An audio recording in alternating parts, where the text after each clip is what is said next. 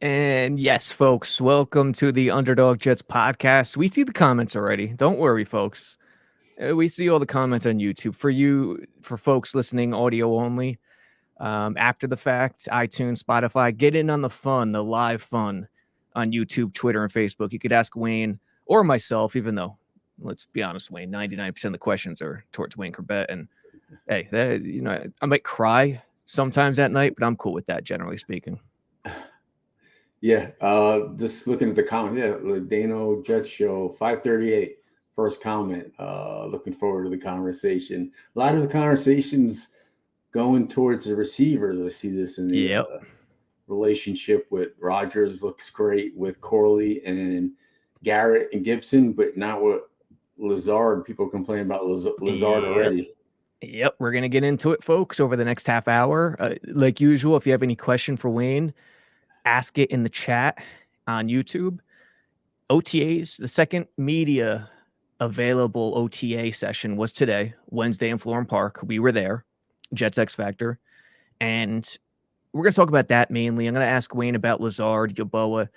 The guy who stood out to me offensively was Kenny Yeboah. He's been in the league 3 or 4 years now. I think it's his third year. Could be mistaken. I think it was 21, 22, 23. So maybe this is his fourth year. Right. And he has been placed without CJ Uzama here. He's been placed in some really good spots, and he's getting a lot of love. And him and Rodgers connected 3 or 4 times today. Yeah, they liked him a lot. I'm glad he got a chance to stick around and wait his turn. But yeah, you throw another weapon like that into the mix, especially what Conklin did last year. And he's got speed. He can get down the hatches and threaten the safety. But yeah, I mean, it's all pretty much good news.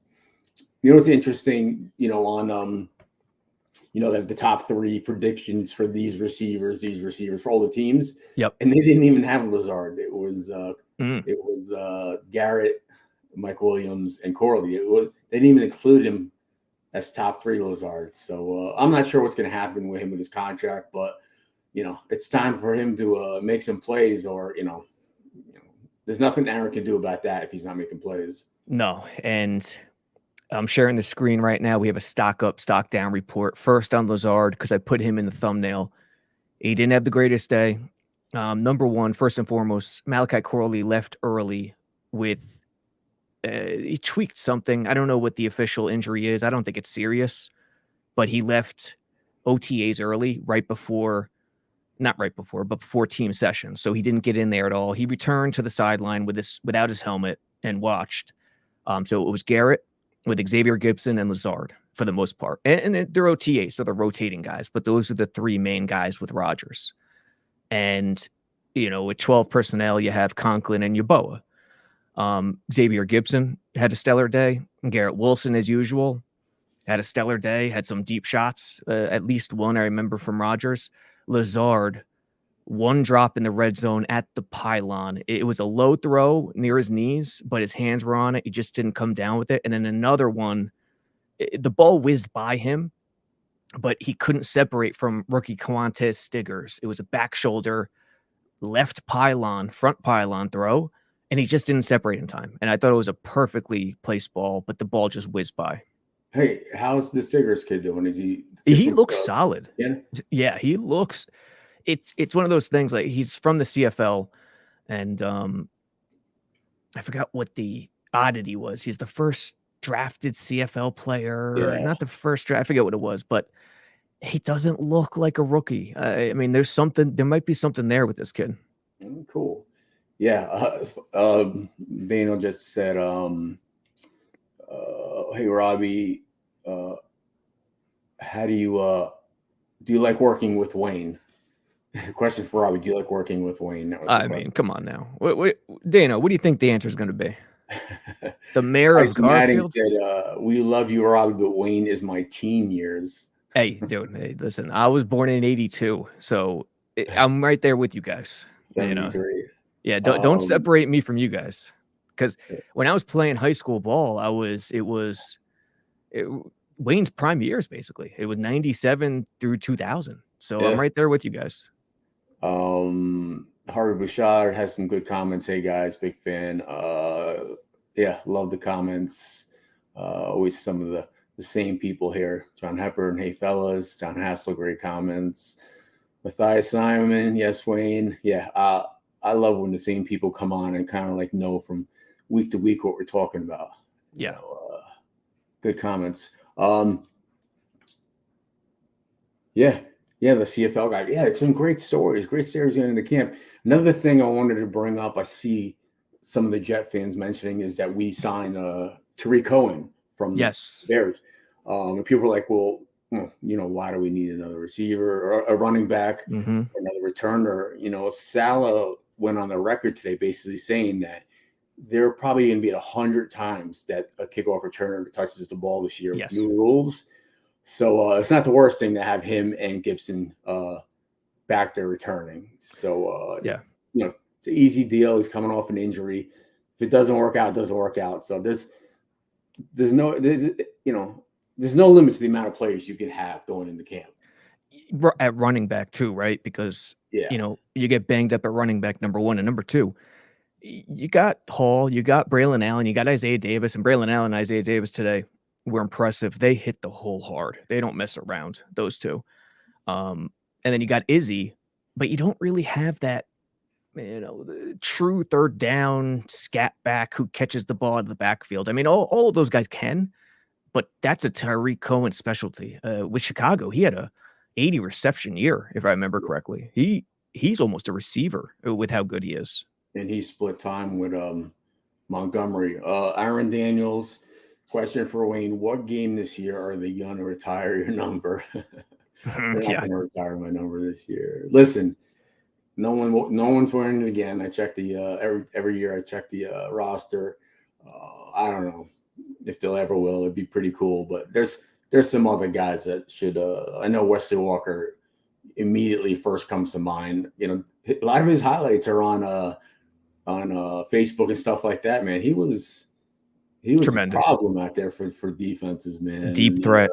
Guys like that, and certainly some of the older guys getting the Ring of Honor would be fun. But I always say if they retired it one day, that'd be pretty cool. But I'm grateful for what I had already. I think I speak for everyone when I say it's going to be retired. Sorry to burst your bubble, but it's going to be retired. Parlay PvP. How did McDonald look? I haven't heard anything about him. So McDonald, again, it's not live, so it's tough to see. But what I look for him is, is he getting reps in base in the 4-3? Because he's lanky, he's a pass rusher first and foremost.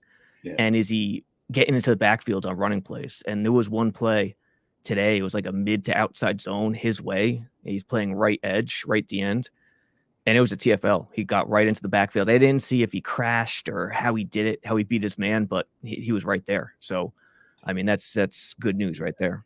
Yeah, you if you're going to be on that defense, you got to guys like that will play up to the level. Is what I'm saying. You know what I mean? Yeah. If you're that young, you're going to be like, man, I better get into shape and do these things because you're going to stand out like a sore thumb if you're not going 100 miles per hour right there. Great comment, New York Jets superfan. Robbie, you do not look a day over 50. Dirty bastard, you. You dirty bastard. Must be a Florida Panthers fan. Bobby Woodruff, I was born in 1968. Oh, so you've your whole life you've never seen pretty much a Super Bowl since the year you were born. Isn't that crazy? Yep. Yeah. It is, yeah. I mean, I haven't either. Majority of the people in all the listen to stuff and all that haven't seen it. It's crazy. Yeah. Before we get off the McDonald train, so I wrote this the other day, and Jermaine Johnson spoke after practice today, and Connor Hughes, hat tip to him because I was thinking about the same question. He asked him, will you feel comfortable if they move you to the inside on some pass rush situations? Because it makes sense. If it's like a 3rd and 12, you go with a NASCAR package. You have McDonald and Reddick on the outside and Quinnen and JJ on the inside. And he kind of avoided the question. He's a vet at this point, the way he talks. But Jets fans, I think you should look out for that exactly. This look right here that I'm showing on screen. Jermaine and Quinn on the inside, McDonald and Reddick on the outside in passing situations only. Like, it's not going to be a constant, but it's going to be sprinkled in, I think. Dude, this Reddick kid is unbelievable. He's Reddick. really. I know we lost, Bryce Huff, but this kid for Reddick, he's an animal coming off the outside. So they have second team. You have Kinlaw's on the second team. Well, this is the special like NASCAR speed package when it's like a 3rd and 12 or 3rd and 10. Yeah. The regular base would be this right here. Gotcha. So you got JJ Reddick on the outside, Quinn and Kinlaw on the inside. Yeah. And then McDonald, Clemens, Solomon, Fotu, second team. Windsor, Trousdale. What do you think about the Jordan Travis pick? How's he look in practice? He's still not doing anything because of the injury. So the only thing I've seen him do so far is on the bike. So we can't really. I mean, everything Salah says, it's that he's progressing pretty solidly. Yeah. But that's all. That's all for now. So John Hass, let's say O'Brien with Walker, Toon, and Schuler. Yeah. In 1986, 51-45, Jets in overtime versus Marino. Yeah. Marx Brothers, remember them for Miami? Duper and Clayton. Yeah, almost as good as Monday Night Miracle. Yeah, I put that ahead of that game. But Walker and Wesley and Al and Schuler. I mean, I think Mickey Schuler's the guy who can certainly get in the Ring of Honor, along with some other guys. But you look at those highlights back then. I mean, dude, they were crazy. I mean, but Wesley and Toon, they weren't like look at me kind of guys. No. So if in the days of how people are now self-promoting,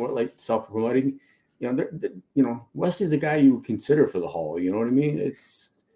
He was that special. I mean, I love watching him play, man. And that game against Marino and O'Brien both had ridiculous stats, and I think Walker had the game winner in overtime, and that was his 3rd touchdown of the game. Yeah. You know what's forgot what I was going to say. But yeah, I derailed you. Those old guys, man. Yeah. Vinny better than Chad. Prove me wrong.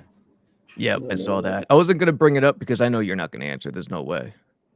It's just completely different. Yeah. 2 different guys, 2 tremendous teammates, tremendous, guys, men, this talented, freaking off the chart football IQ. If I could have played with, most of those guys, yeah, we would a different kind of team. Not that the other quarterbacks weren't good, but it was just that was the time when we had the defense and stuff like that.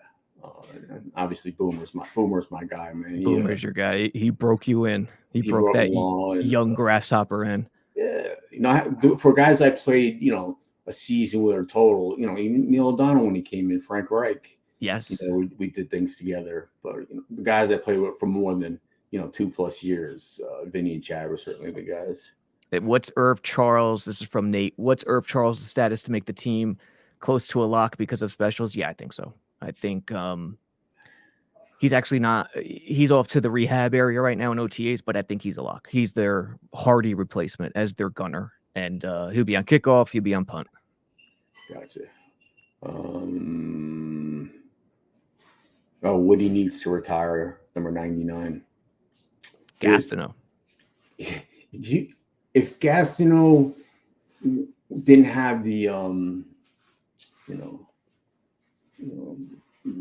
reputation that he had as being a wild man, a lot, off the field and the dating and this and that, whatever they say about he was on, whatever it was, he was a good player, man. Statistically, yes, the things he did. Do you think if he was, a different, a more conservative,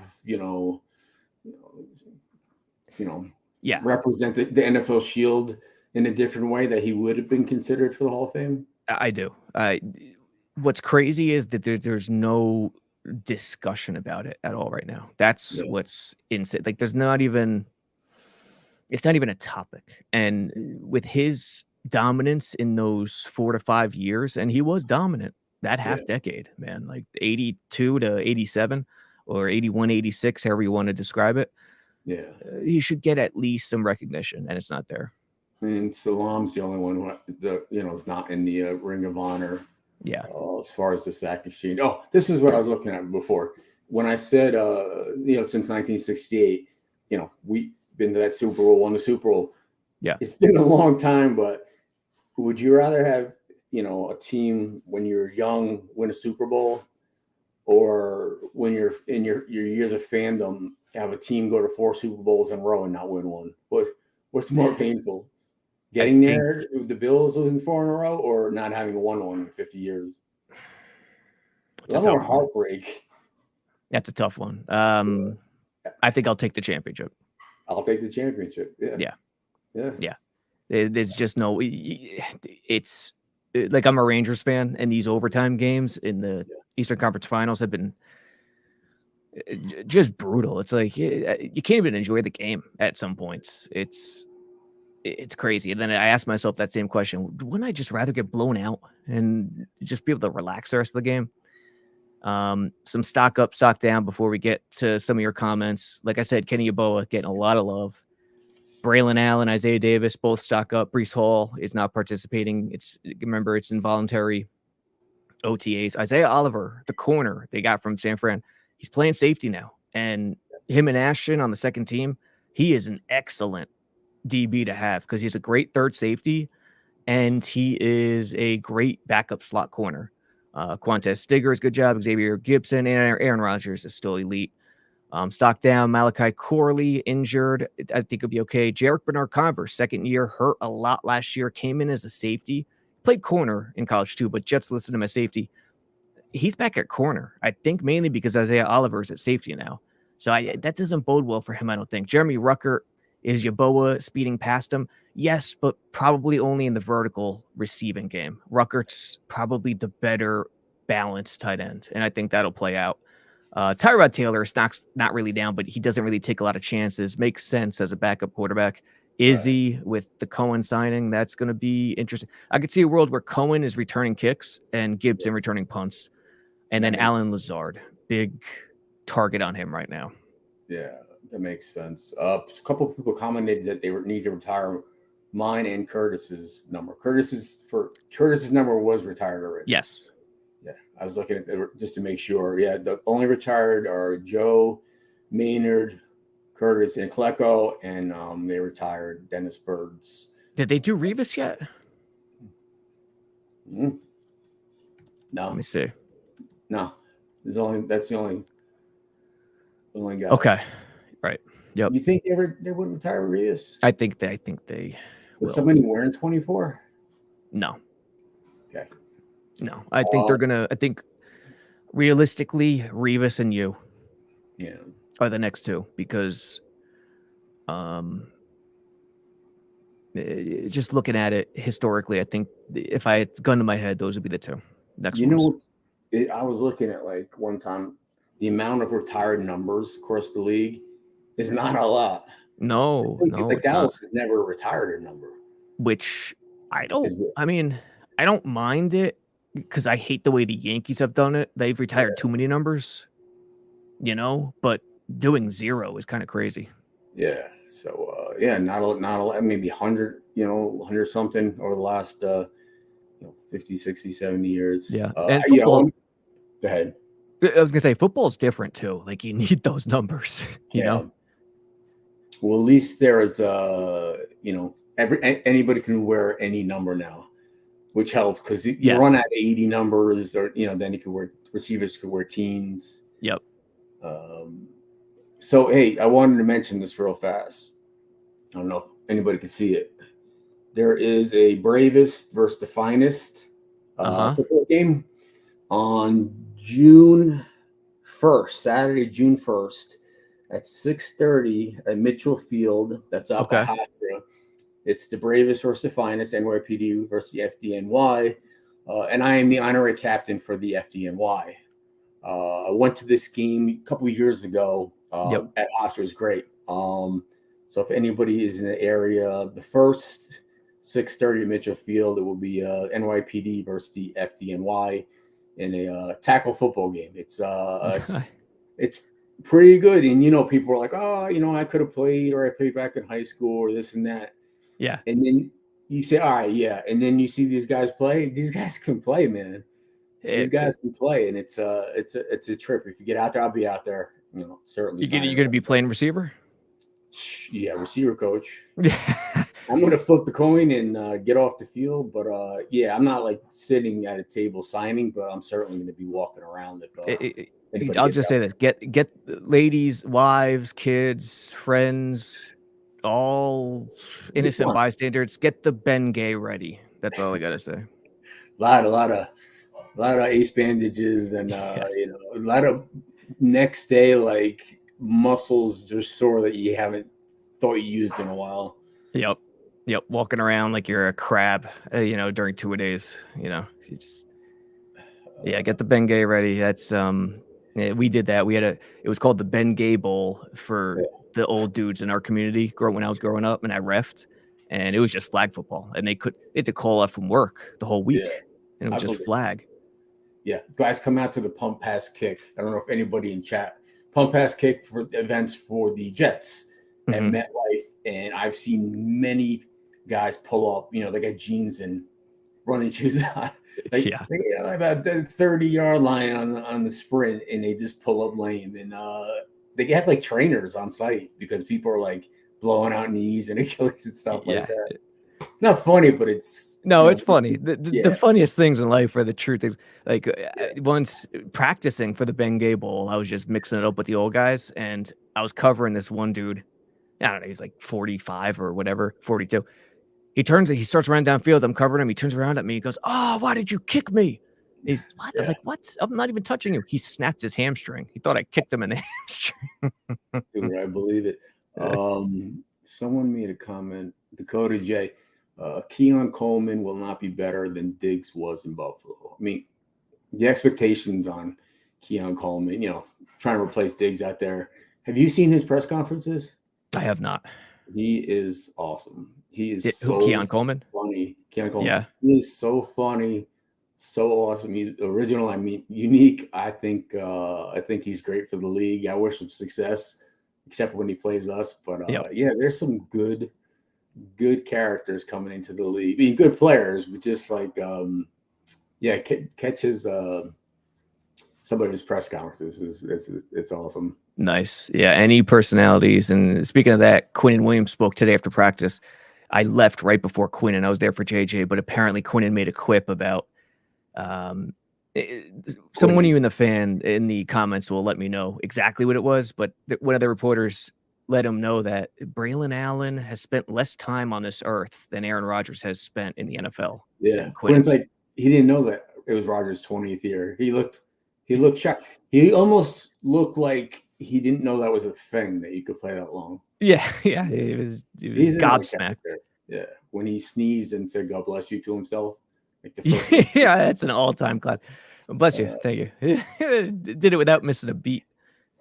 We talk about the Keon kid going against Sauce. I don't care who you are, you have a problem with Sauce this year. But just getting some, like I said, new guys, new blood, new stories, new everything into the league. I root for the young guys. Bobby Woodruff and Gio. Yeah. I listened to Boomer and Gio. Actually went to their Christmas special last year. Didn't realize it was kind of off the charts. It wasn't like a family thing for sure. Was that when Peter Schwartz did that Marshmallow? The true story. Like I go there and Boomer, calls. I go on the stage and the fans are great, rowdy, really rowdy. Yeah. Whatever, just talking, and it was funny. And then Boomer had a big bottle of tequila, and he's like, everybody who came out did a shot with him. And I don't really drink, but I had a peppermint mento in my mouth.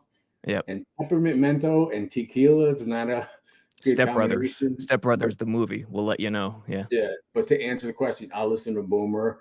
Love listening to, like I said, I'm a big fan of his. He's took care of me when I first came in, and to this day, and I'll never have a bad thing to say about him. Yeah, and he's my New York Rangers brethren, diehard Rangers fan, that Boomer. So yeah, I listen to them more than probably any other sportscasters. All right, get your last comments in before we wrap up, folks. Dakota J. Corley will definitely be more of a dangerous threat in the division than Keon Coleman will.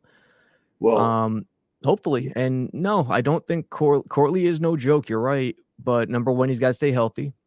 Yeah. And, number two, don't sleep on Xavier Gibson. Don't sleep on that kid. Yeah. I'm telling you, they like him. And that I'm not saying, Gibson's going to knock Corley to the bench, but he's a rookie. He needs some time. There's enough balls. I mean, I couldn't even tell you who's on the opposite side of Keon up in Buffalo. I mean, right. If you're on the opposite side of Garrett and Mike Williams, or he's in the slot, you're seeing a lot of man. In those big bodies, Mike and Lazard, when you get these little screen passes and stuff like that, these guys are like, big tight ends almost, like out there blocking. And then you got Corley getting up to full speed. Jeez. They're going to go right down the field. Okay, later, Bobby. Have a good one. Yeah, folks, share this video, rate and review on iTunes and everywhere you get the podcast, Spotify, Twitter, wherever. And check out jetsxfactor.com. Use discount code 80 at jetsxfactor. We have a lot of premium content going up. I'm going to have an article going up tomorrow about what I saw at OTAs today. I just ran out of time today. Doing too much. But Wayne, any final thoughts before we wrap this puppy up? No, good show. Nice and quick. Great questions. And it's nice to see some new faces in the chat. We've got Boogie Down BX here, Rusty Spooner, Tyson Manning, Johnny Boy, Wayne, and probably going to the home opener. I will be at every home game and maybe some away ones this year. Yeah, I'll be at the home opener for sure. It's still strange to me that it's Thursday, man. Yeah. So I'll be out there. But again, June 1st, NYPD versus FDNY. Yeah, send me the info. Text me the info, and we'll do an article on it. Yeah, I'm gonna post it on Twitter and everything too. So I'll be out there. Like I said, I'm not, going to be signing at a table or anything like that, but I'll certainly be walking around talking to some of the fans. June 1st, so that's this weekend then. It's the following Saturday. Yeah, Saturday. Yeah. Okay. We'll do an article on it at JetX. All right. Yeah, this Saturday. Sounds good. Okay. All right. We'll catch you later. See you, Wayne. All right.